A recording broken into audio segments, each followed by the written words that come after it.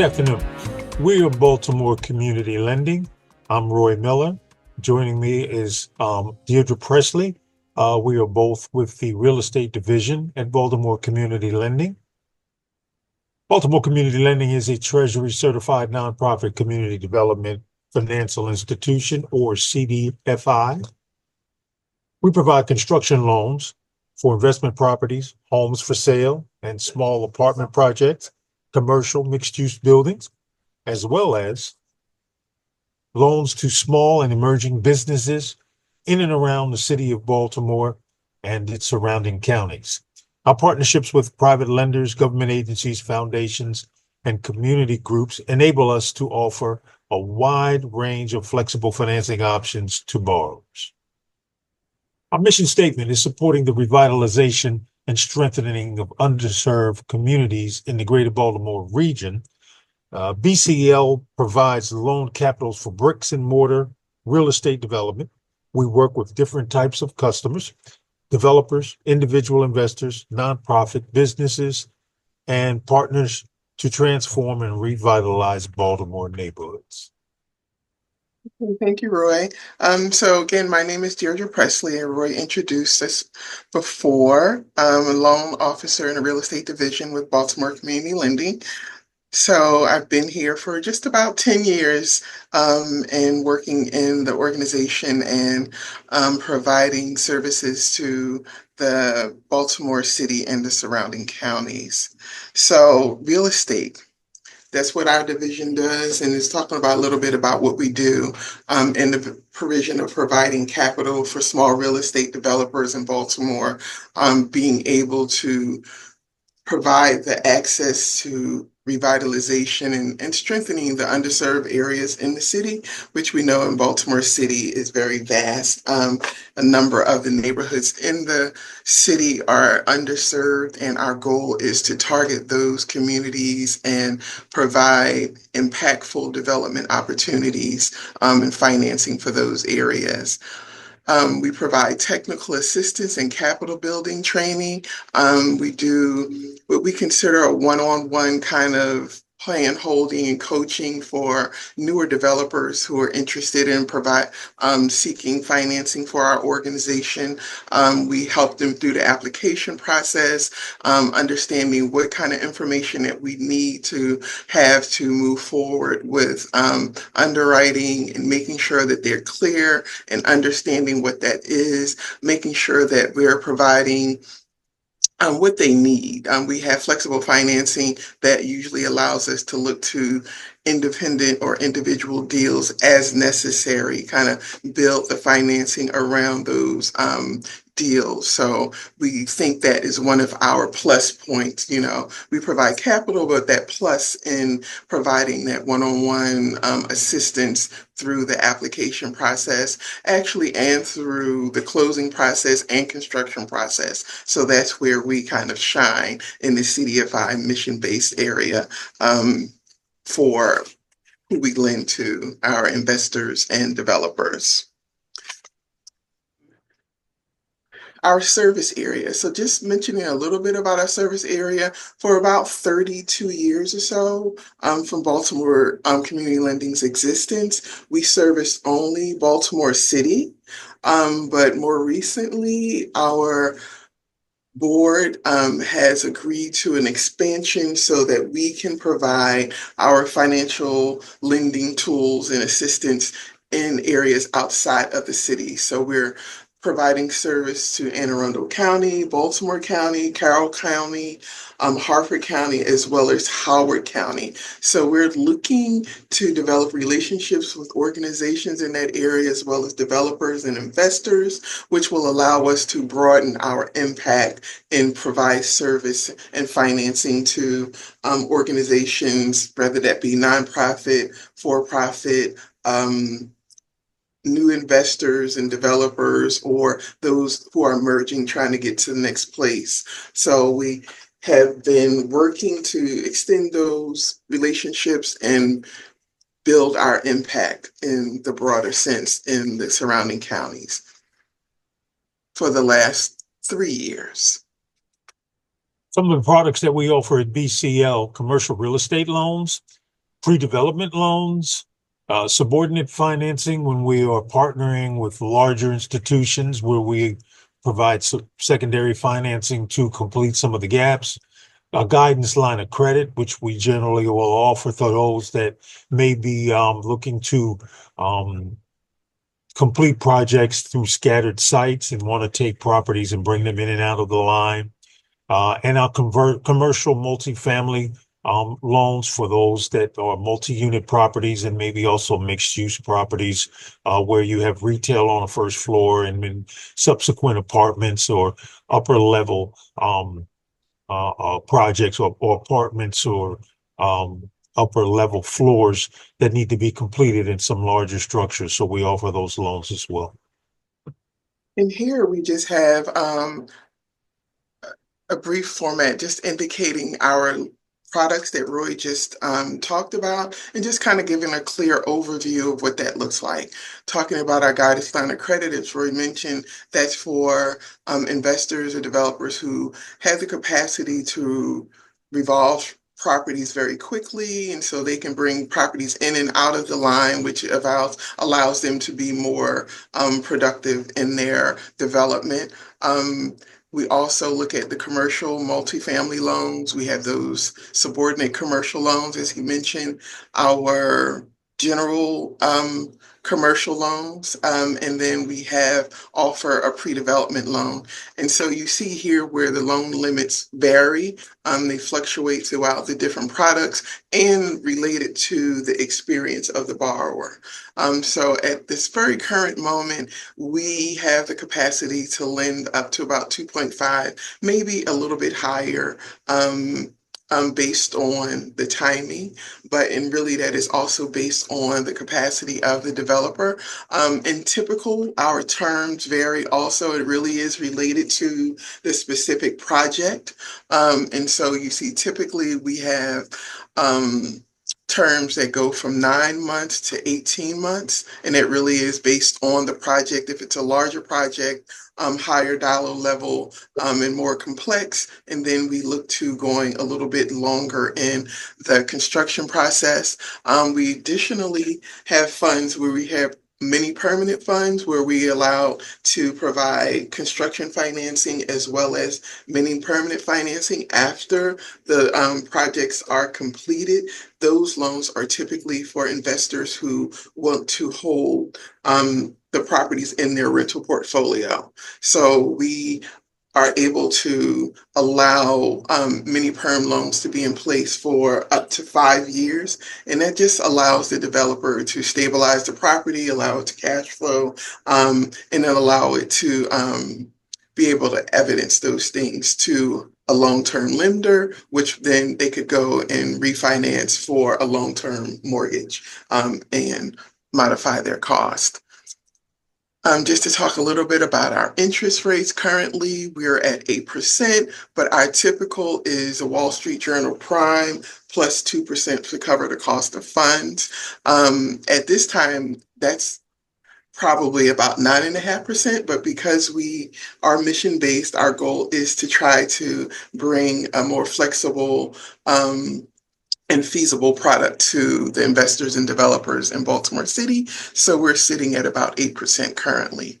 Our interest rate floats. There are typical times during construction it's floating. When it's goes into a mini permanent, if that's the situation, and then it does fix at that time. Just to talk a little bit about our loan to values and how we lend, we can go up to 80% on our loan to values, and that really is based on the value, after improved value of the properties that we're financing. So that's definitely something that's a plus. A traditional bank doesn't have the capacity to really lend at that level. So that's another plus for the CDFI mission-based lending objective. We can go up to 90% of construction cost at a maximum for certain projects based on the need. If it fits all of our target areas and concerns, then we can do that. So that's where we speak again about the flexibility of Baltimore Community Lending and our financing capacity.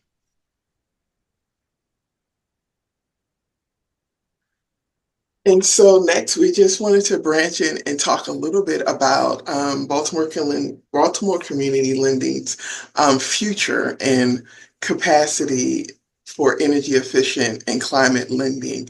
We know this is a very hot point right now. There's a lot of conversation and lending going around on this topic. However, we note that this is something new for Baltimore Community Lending, even though we've been doing real estate lending for 35 years or so. The clean energy, energy efficient lending specifically as its own product is new to our organization. We do note that we've been working for the last 6 to 9 months on determining how we fit into this market. We definitely want to be in this market. We definitely want to be able to provide the funds to our investors and our developers and those agencies who seek financing to do retrofits or new construction of properties in these underserved Baltimore and Baltimore County and markets. So we're working very diligently to find our place in those markets. Where we're at right now is that we're putting our information together. We're working with organizations who are experienced in these areas, learning what we can from them about what works best for them, and how to move forward in putting forward and standing up a successful green energy or climate lending product. And we're looking at this point, focusing on what we already do and just kind of building on that area. And that is our single family housing. And that would be mostly retrofitting of those properties to meet higher energy standards. We're looking to do so in the same multifamily and mixed use properties. Some of those can be a bit larger than the single family products. So we're looking to do additional retrofitting in that area also.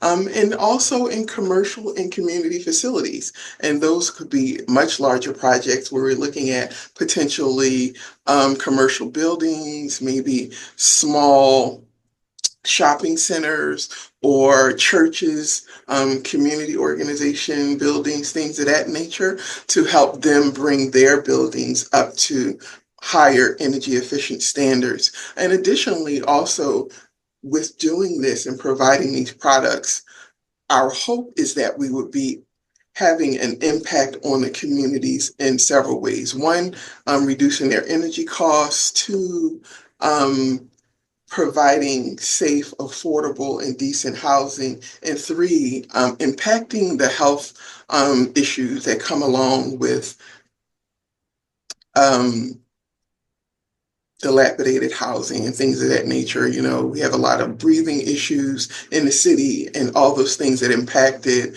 bad painting, bad painted houses, old appliances and things that are releasing gases. So the goal is to be impactful, reducing energy costs, but also being impactful for the health of the community residents that we serve.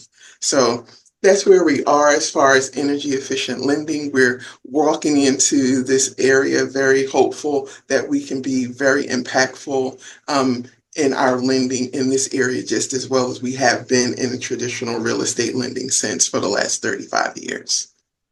And I would like to also add, we've always kept a track of some of the energy products that contractors use on their projects. With our demographic sheets, we keep demographics on each loan that we do, and we notate on those forms when someone is using energy efficient products for their projects. So now we've just come to the end of our slide deck. We just wanted to provide some basic information about Baltimore Community Lending, who we are and what we do and what we plan to do in the future. So here's our contact information. And if you have any questions, feel free to reach out to us, Roy or myself, and ask any questions. And we definitely will provide any assistance or help that we can.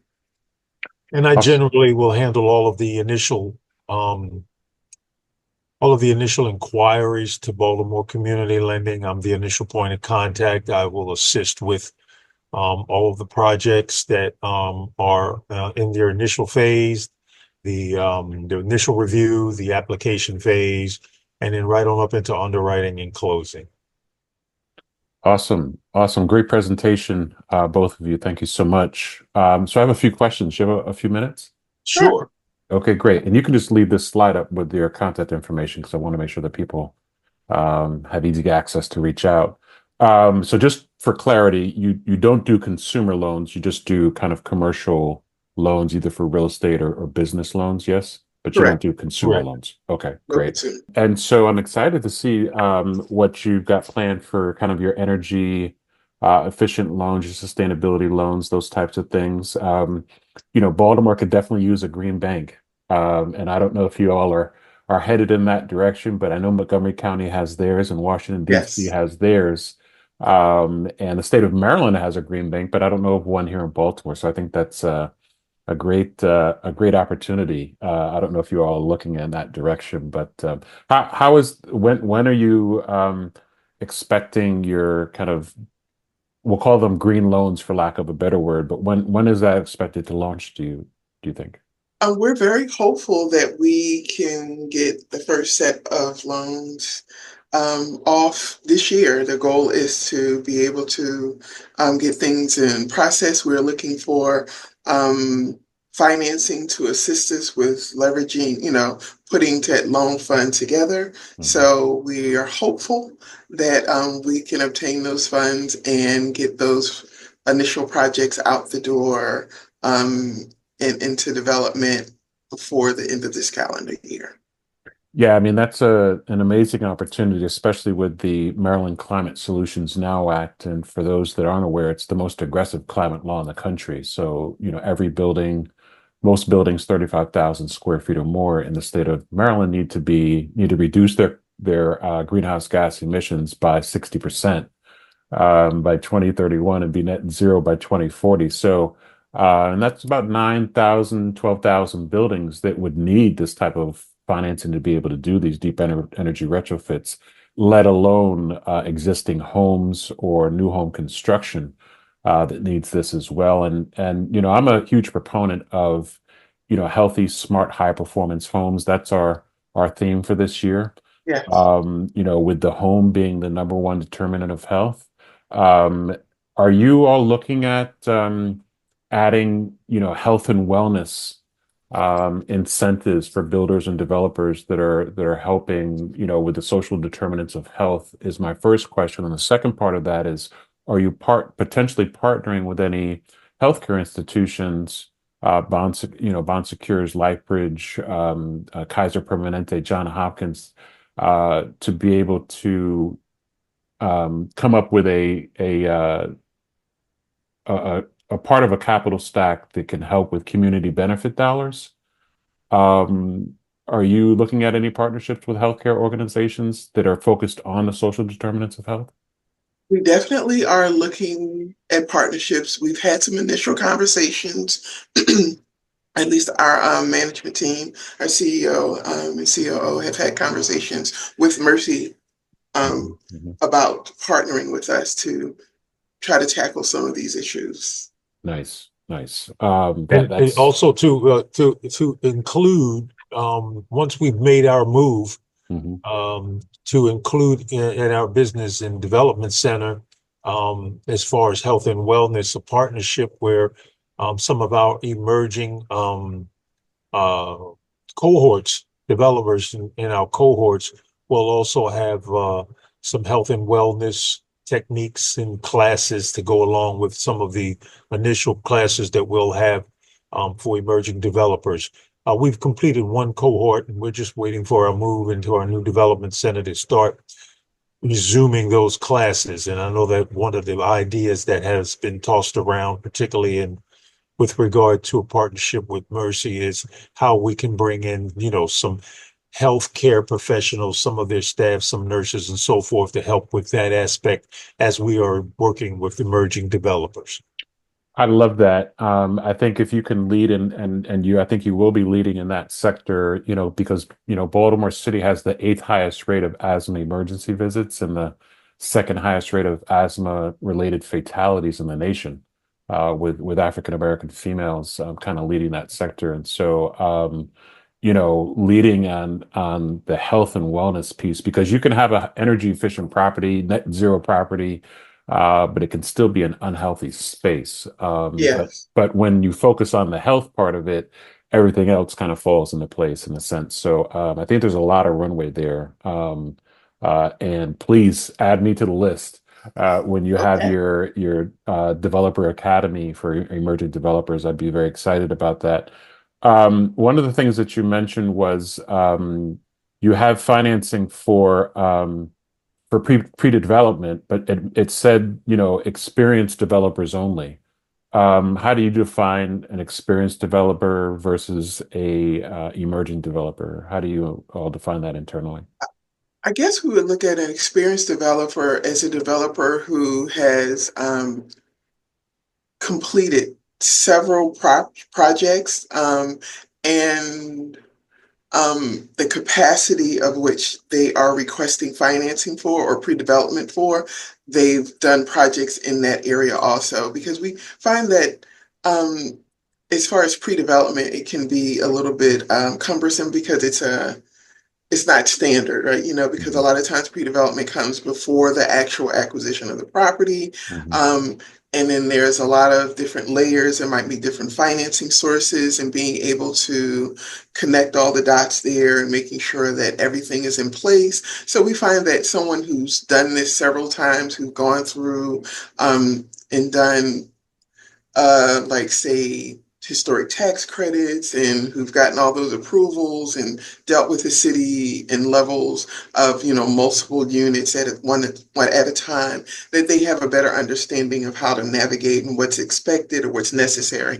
It's rather than someone who's maybe just taking on their second single family project. mhm, So we try to make sure we pay very close attention to what the capacity is and to make sure it's something that we can provide financing for, because it's one of those types of funding that's not as easy mhm, to lend for as just doing construction or acquisition of a property. mhm, mhm. So do you all like outreach to the real estate brokerage community, like the commercial brokerage community, or maybe the residential side? The reason I ask is because if someone was searching in the MLS system, the multiple listing service, for like a net zero home, like I want to buy a healthy, smart, high performance home, there's no button for them to push to try to find it, right? So and one of the challenges that we're hearing from some of our um green builders is that the development community and the contracting community is a little bit slow to adapt to some of these new methods of building. Unfortunately, our industry is the least digitized, declining in productivity, has a strong resistance to change. So it'd be interesting to see kind of how your awareness campaigns will work. And I know it's still kind of early days, but I guess Yes. my question is, do you have plans to reach out to the brokerage community to kind of bring them along as well? I would say yes, because we definitely have conversations with the brokerage community. Like Roy mentioned, our cohort, we bring in brokers and real estate agents to provide information and assistance to the cohort in our training processes. And there are a number of real estate agents who have worked with some of our existing clients and past clients. So Mhm, we've garnered relationships those ways. mhm, And we would definitely love to continue that, because it's a part of how we try to provide information or share information as far as marketing. We are working on quarterly activities as far as marketing for the organization or real estate division, and we look to real estate organizations and developers to come out to participate and hear what they have to say and try to get their point of view of how we can do things better and what their needs are. mhm. No, I love that. Last question, and I'll let you all get back to work. Offsite construction, modular homes, and I'm not talking about manufactured homes. I'm talking modular homes, prefabricated homes. Are you finding more developers that are looking into that type of innovative construction methodology, or is it still kind of on-site, stick-built? And then how does Baltimore Community Lending look at off-site construction projects? We've definitely had some real interest in modular construction.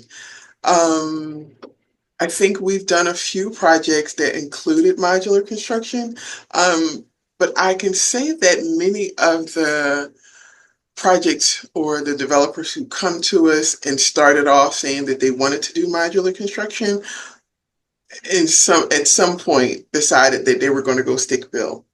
I think it's because the economies of scale. If they're not doing, Hmm. several units at a time, Hmm.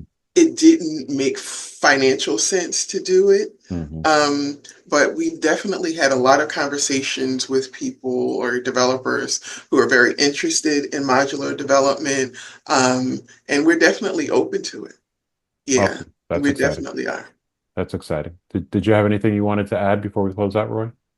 No, Deirdre kind of hit it on the head. Okay. We have seen over the years a little bit of an uptick in interest in the container home projects, Yes. which it doesn't I don't know that the city has yet to develop an appetite for it. Hmm. But there's definitely some interest from emerging developers mostly Hmm. that have come to us with those projects. But as Deirdre mentioned, as it pertains to modular projects, we generally see them kind of shift over into the stick-built programs and projects that we normally have seen over the years.